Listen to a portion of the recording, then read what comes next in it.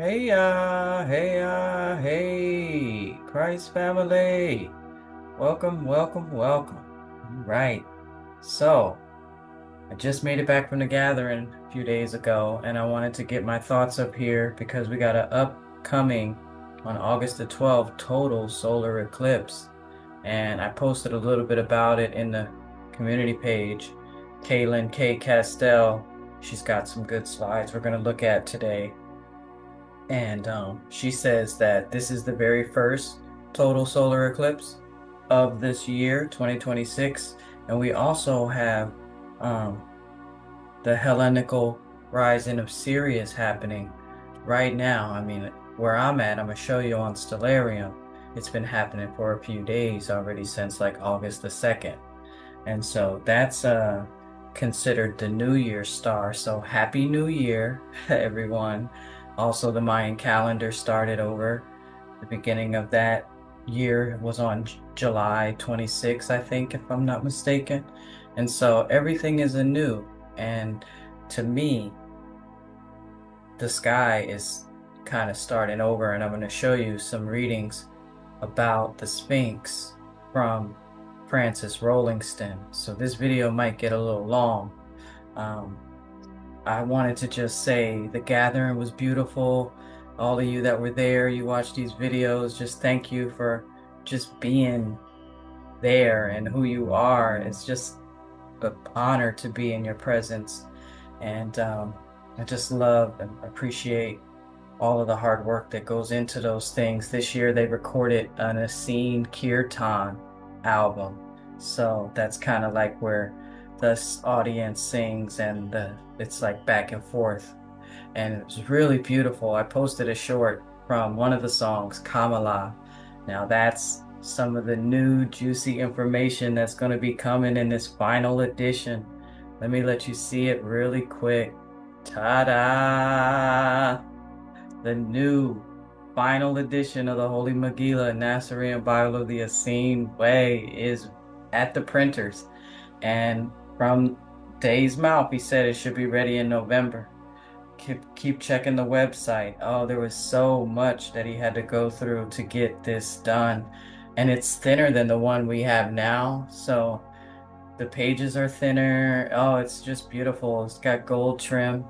And there's all types of designs here that you can like look for hours and find different things.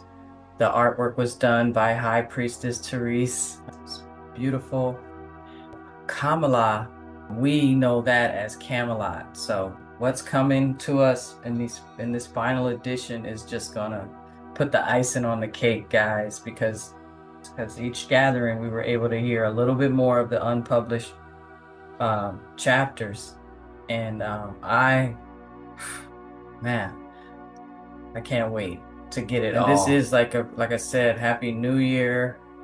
Getting a new edition. So many things have syncretized and lined up to happen all at this time. I talked about the Barbo's basket, that's still going on.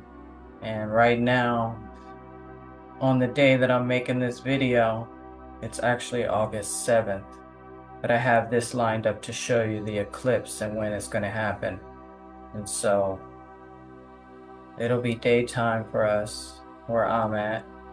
And we won't really get to see it here because it's only, I'll show you Kaylin's slide in a minute. It's only over certain countries that you'll be able to see this eclipse.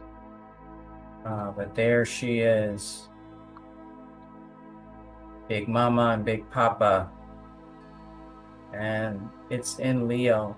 But interestingly, remember the way Kaylin is showing us about the constellations and the signs and that whole procession thing. She says that Regulus is actually 0 degrees Virgo, and that the whole entire sign of Virgo is overlaying Leo, and that Leo is overlaying the crab, and the crab is overlaying Gemini, and so on and so forth. And it's why when the spring equinox comes, we see the sun in Pisces. It's because there's this whole procession, and evolution is a good word to use, and it's alchemy, okay? But this is what's coming up on August 12th. Hopefully I'll get this video up before then. And I wanted to show you, the reason I had the landscape up is because I wanted to show you this Hellenical rising of Sirius. So here is Sirius, okay? And you play around with this time on here, you can take it back to sunrise. Now, normally you would see the daylight, but I just took that off so you could see the actual stars still, because Sirius and the sun are like lined up right now. We'll just do it by the minute, and you'll see the rising of Sirius before the sun. So this is that Hellenical rising of Sirius. It's been going on since like August the 2nd, I mean, where I'm at. I'm in the northern hemisphere, North America. So that's what we got going on. I'm sorry, my apologies. I'm still trying to learn how to control this on a laptop. I'm used to it on my desktop. A little easier, but yes.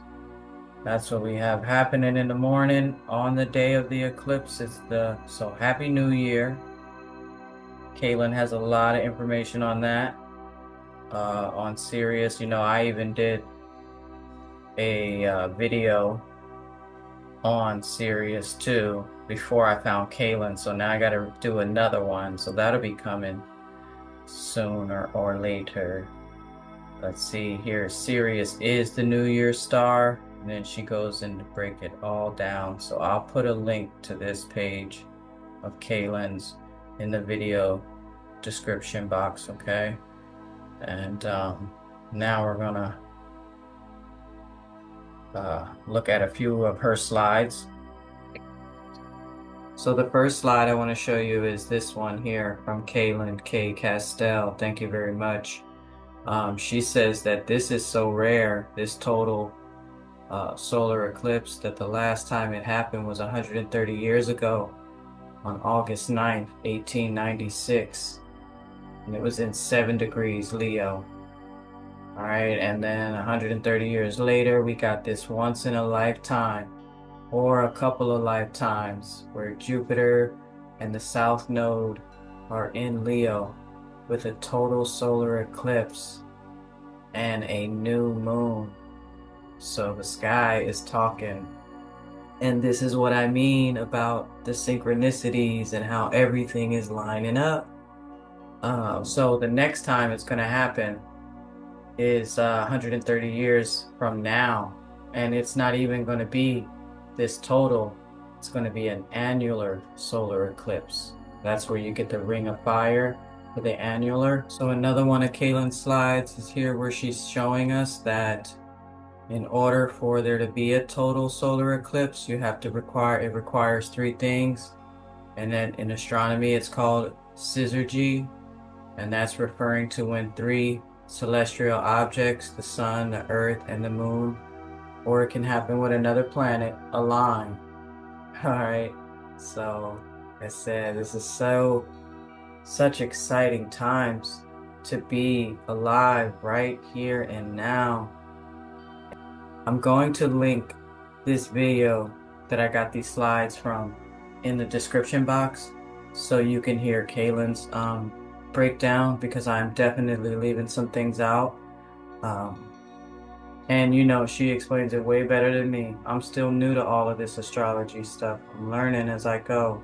I really haven't had an opportunity to study from Francis Rolleston yet, or any of this new astrology stuff. So like, we're going on this journey together.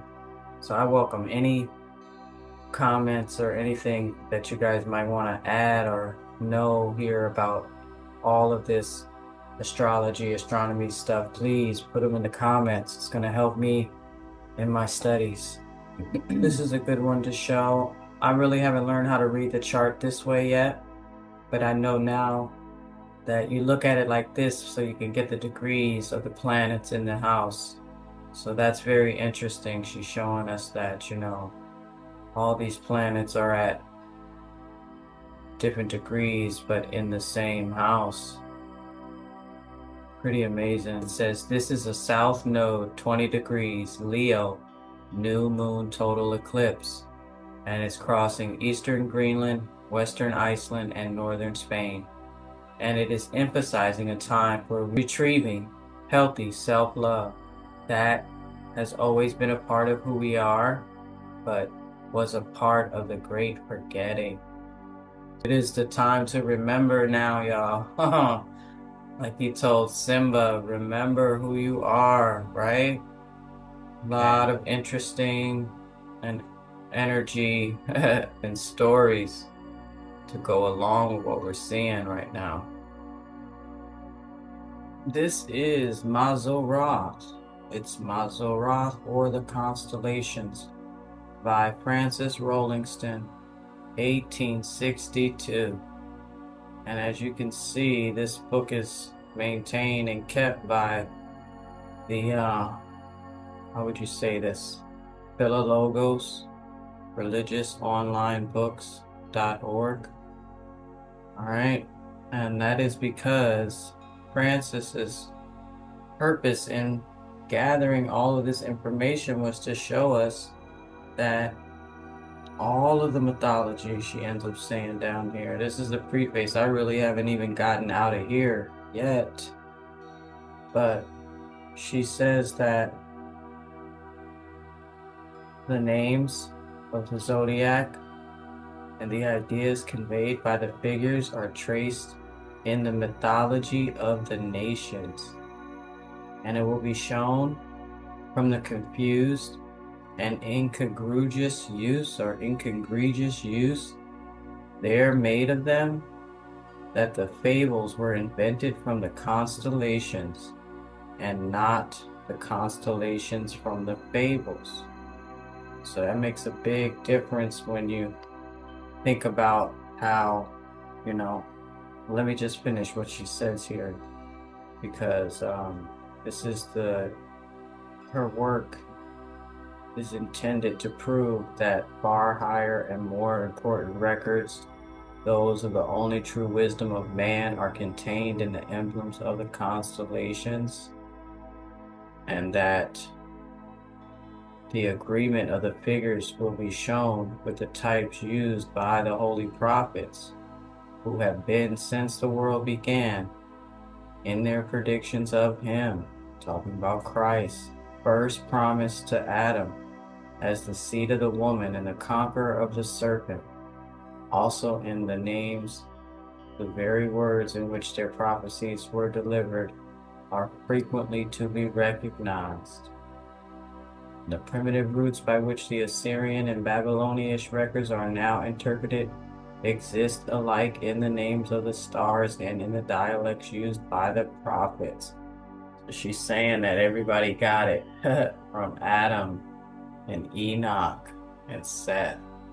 And that's where the origins of all of this astrology comes from, she's saying in this book. And so Bullinger picked it up too and said the same thing, that it has been attempted by means of these coincidences to derive the origins of all religions from the constellations, but no reasons have been given why the constellations should be thus figured and thus named.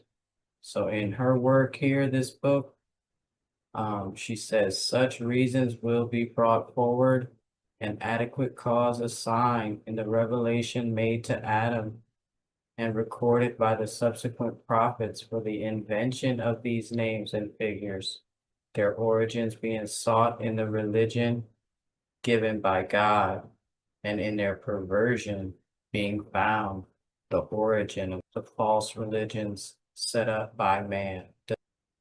This is just a preface, so the evidences by which these statements are supported will be found in the second part, she says. All right, so now we're going to skip down and read about the Sphinx. I just wanted to give you a little briefing on this book because it's very controversial, and some modern day astrologers may not even agree with some of this stuff. It was pretty hard for me to find some of the references that she makes to some words here, Egypt and stuff. So let's get over there now All right, so here we are. This is the second part of the Francis Rolleston Mazzaroth, and this is the Sphinx. And let me just say before we get going, the reason why I wanted to read about the Sphinx is because if you've been here a while, you know about E.W. Bullinger and his book, Witness of the Stars. And in that book, he talks about the Sphinx having the head of a woman and it representing Virgo. And the fact that we're having a solar eclipse in Leo, but with all of the teachings from Kaylin, I'm just going to show you really quick another one of her slides from a little while ago. It shows us that like over the Lion constellation is the sign of Virgo. She said Regulus is 0 degrees Virgo. So this could be what the Sphinx is representing, this particular alignment with the zodiac wheel and time and the precession of the equinox. And so pretty interesting. I want you to hear what Francis has found back in the 1800s about some of these symbols and the names. And I guess you could call Francis and them Christian astrologers because that's really what they were trying to do. They were trying to pull back the reins and say, hey, all of these mythologies and stuff that are supposed to be about the stars, it started out with being a message uh, from God, basically. And so I'm going to read through this pretty fast because there's a few other things I want to talk about with the mainstream Christianity and some of this astrology stuff. And then we're gonna wrap it up. But hopefully this won't overload anybody's donkey because I'm gonna just read through it all.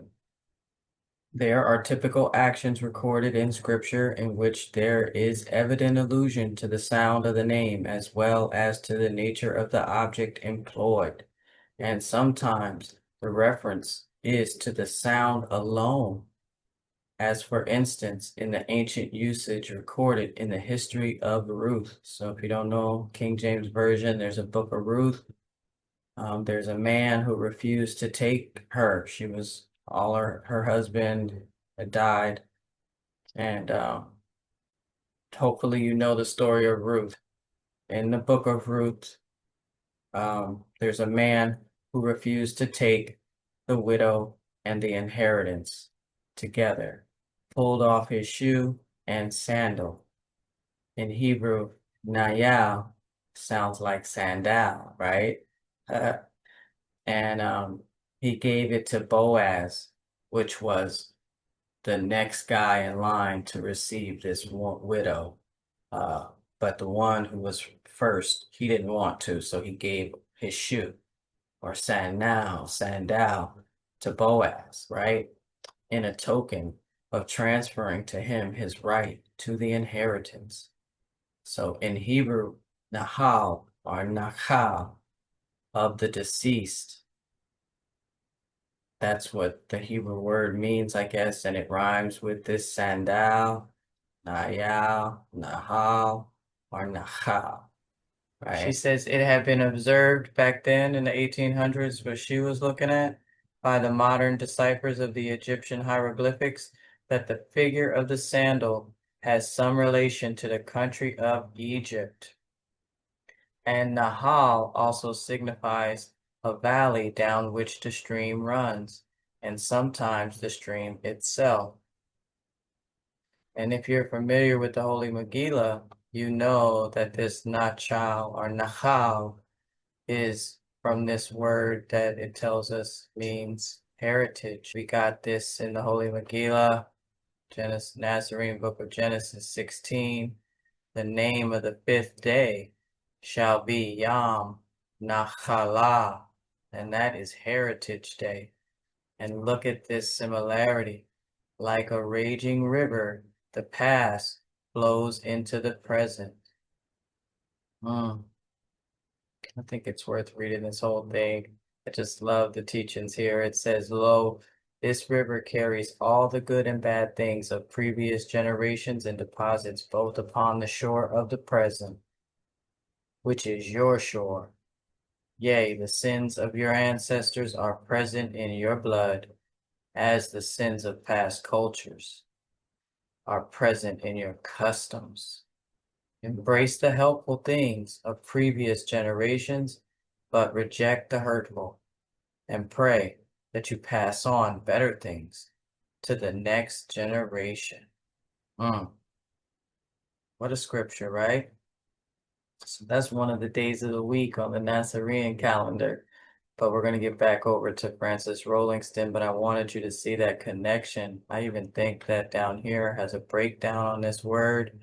The Hebrew word Nachal means heritage. Heritage means something inherited or passed down. The Hebrew root of Nachal is Nachal or Nachal, and that means stream or river. Especially a winter torrent, which illuminates the subsequent verses in which Yeshua likens the past to a raging river. Wow, pretty awesome. As Nahal also signifies a valley down which the stream runs, and sometimes the stream itself, and as the great similarity of the ancient Egyptians to the Hebrews seems now acknowledged, this hieroglyphic may thus be accounted for. Okay, which is the hieroglyph of the sandal in the Egyptian hieroglyphics. Pretty awesome, right? She says the ancient names of the river Nile as Sihor. Sihor means the dark, and Oceanus stretched out, expanded as the river in its overflowing, and Egyptus covering. And she compares that with 2 Samuel 15 and 30, where I guess the word is Egyptus in the Hebrew, and it means covering, as the land by inundation, whence the country itself is called Egypt, the covered. And the Nile was represented as veiled. Ethiopia, being inundated also, was called Cush, also meaning covered. So I had to look that up. I'll show you what I found. If Cush was meaning covered in the Holy Megillah, it does mean hidden power. But Francis is telling us that it meant covered. Even Egypt meant the covered. Wow, back in the day, I guess, in some Semitic languages. She says this great peculiarity of Egypt, the inundation, has always been considered to be alluded to in the celebrated figure of the Sphinx, a human head with the lion's body. The name Sphinx in the ancient dialects means the pouring out. And I meant to look for that to see how I could find it, but I didn't look that up yet. But she says this figure has been said by different ancients to relate to the creation of the world. And so you see these little stars here. Let's go. That's what Macrobius says, that the Egyptian astronomer taught that at the creation the sun rose in Leo and the moon in Cancer. Julius Africanus says that Petos, Sirius, and Nesepsos, ancient Egyptian philosophers, also taught that at the creation the sun was in 15 degrees Leo and the moon in 15 degrees Cancer. These signs are still in astrology called respectively the houses of the sun and moon. I mean, I got so much to say. This is exciting, and this is what I mean about it seems like everything is lining up. And oh, I wanted to show you what I found about Cush, meaning covered. Put the Ethiopian name Cush. What does that mean?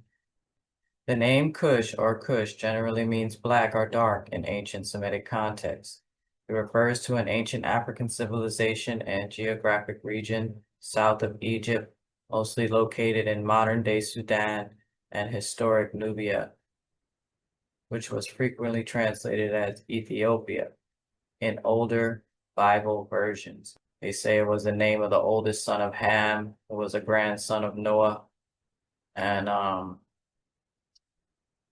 then I had to get specific. And I said, is there an ancient language where Cush means covered? And it said, yes. In Sumerian, the word Cush, often written as Kush, translates directly to skin, hide, or leather, because skin and hides function as the natural protective outer covering of a body or an object. This is the closest mainstream ancient language match, where the phona mean aligns with the concept of being covered. So I gotta look up what that means, but that's pretty cool because we're talking about sound and words sounding alike in different languages to really put these puzzle pieces together, right?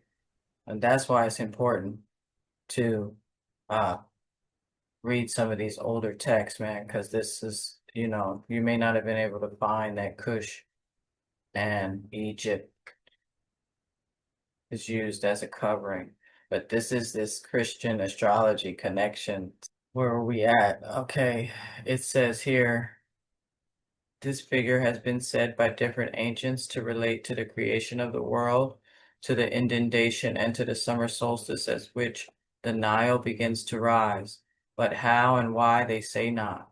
There is a tradition that the creation was at the summer solstice, 4,000 years before Christ.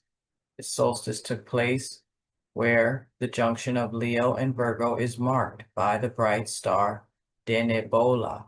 I wanted to show you that you can change that one to the Egyptian Dendera zodiacal background now on this stellarium. Pretty interesting, right? This is all new to me because I don't have this version on my desktop. As I get to learn it, I'm going to be using it a little more, especially when we read from Francis, because right here would be that Den Denebola star that they say is where creation began, joining Virgo and Leo. And so it's so weird how they got this woman here connected to this when we're talking about the Sphinx and the head of the woman and all that. It's really, this would be Virgo here. So yeah, take a look at that real quick. But now we're going to go back to Francis. But listen here, by referring the figure of the Sphinx to the junction of the signs of Virgo and Leo, these three traditions are reconciled and explained.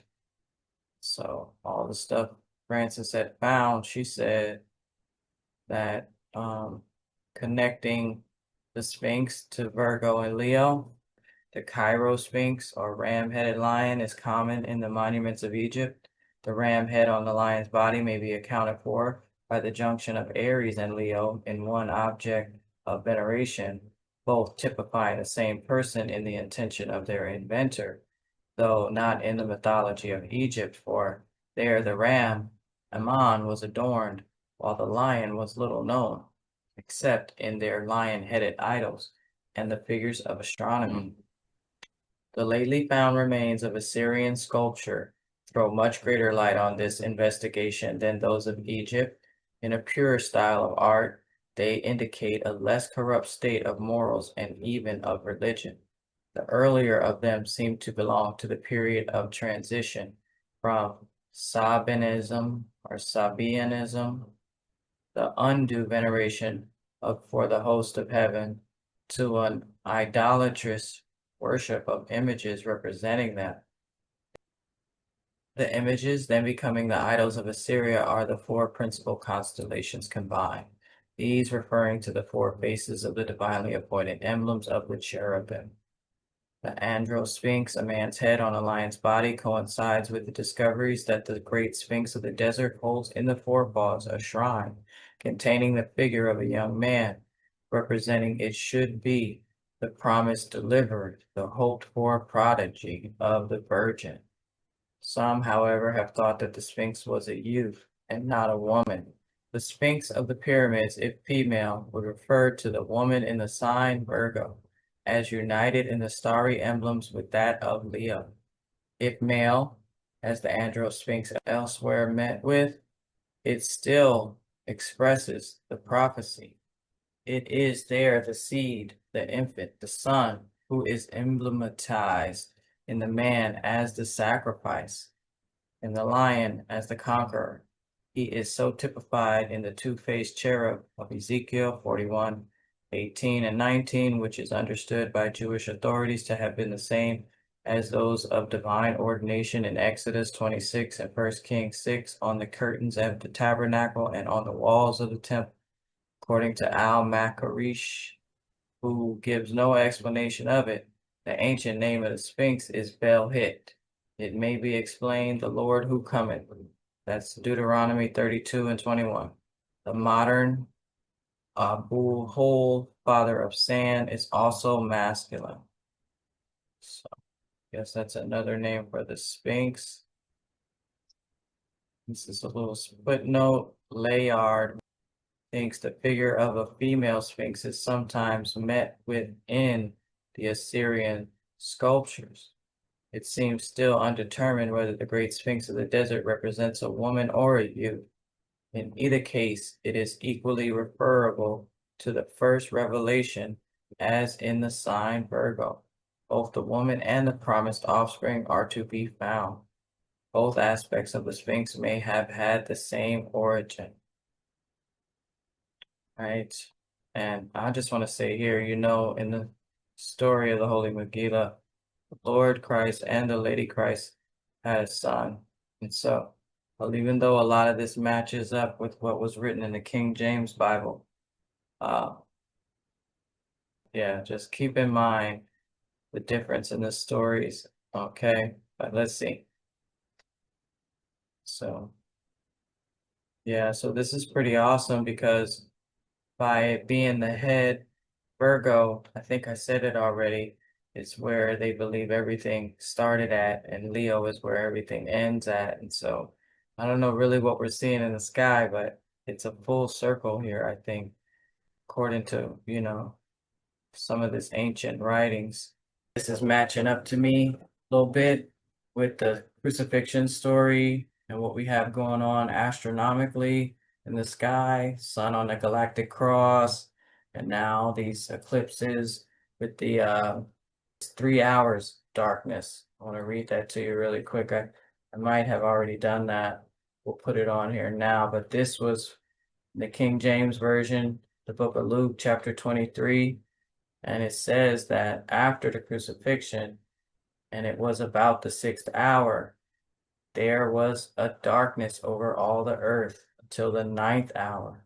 So it's going to be about 3 hours of, or four, from the beginning of the eclipse until the complete light has returned. And so that kind of matches up to me. And I was saying that it was going to happen at noon, which is just like it said in that Bible verse. They call it the 6th hour, they call noon. And so interesting because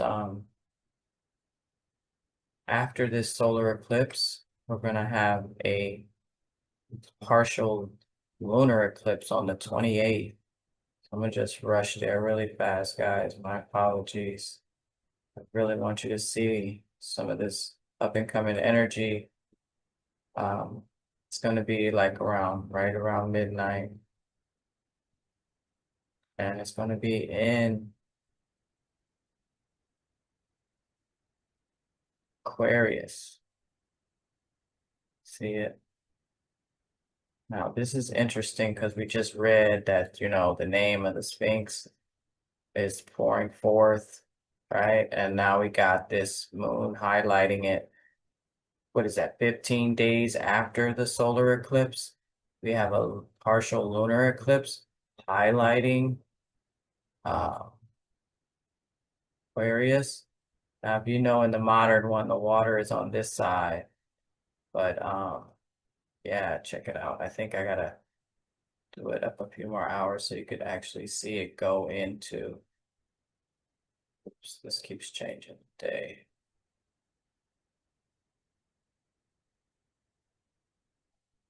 It is going to be more on the water. Pretty cool. So see that partial lunar eclipse. I mess with the minutes so we can get it more into exact time. Check that out. You know, you look over here, you see the moon age, 14 days old, and it says full moon right there.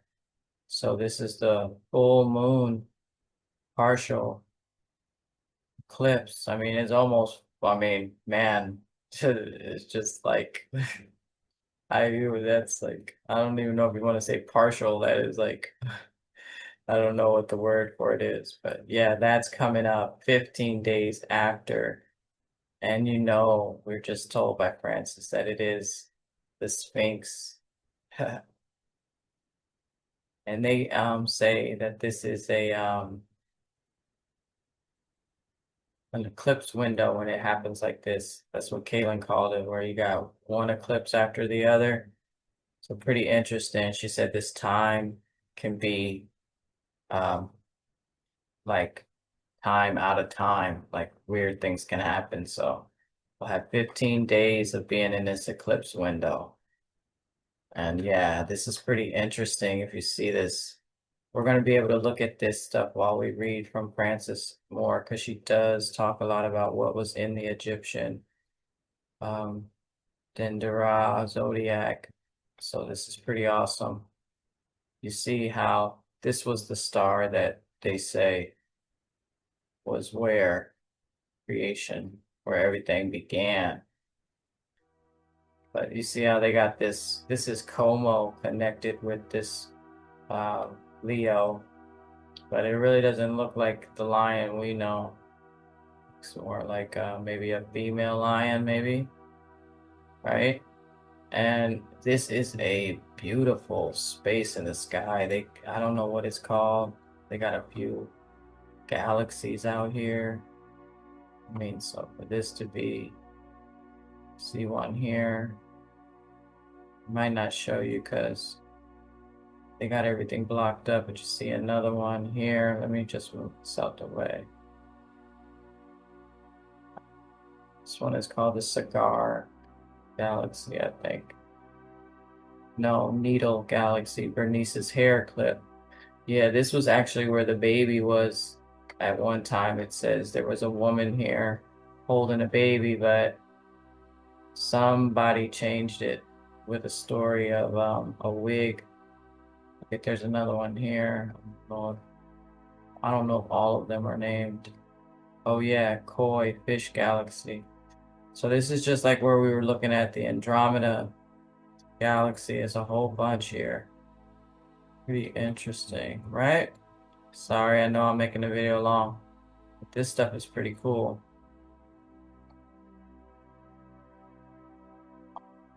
And now to know that, you know, this was where they were saying that everything started out. And this would be the head of the month, right? The head of the woman, you know. There's all that stuff about the head, Medusa and all that. I don't even know what that looks like over here. I would have to find it. Man, I can't wait. But next time we'll look at this some more and see, because this is new to me. This was not on my desktop version, so this is exciting, especially like right in time for what I'm reading, Francis Rolleston's book. Look, to me, that's that square and compass is still there. Yeah, all of the mythologies were taken from the naming of the stars and not the other way around. So that's something to think about. With Virgo, this is going to be what's happening all while we're having that lunar eclipse. Venus is going to be by Spica. There's a Mercury Sun thing going on right here by Regulus. So yeah, I'm saying, man. And all of these alignments haven't happened for hundreds of years, some thousands of years. We talk about the Barbos basket, man. There's a whole lot of information um, about here and now. So let's just keep learning, right? Okay, I'm gonna get on out of here. Enjoy your 3 hours of darkness that's coming up in a couple of days. All of you who can see that eclipse and where it's going to be at, especially those in the line of totality. Just know that this was written about, these days were written about long ago. Pretty awesome. So, all right, get out of here. Thanks for watching, guys. Stay tuned.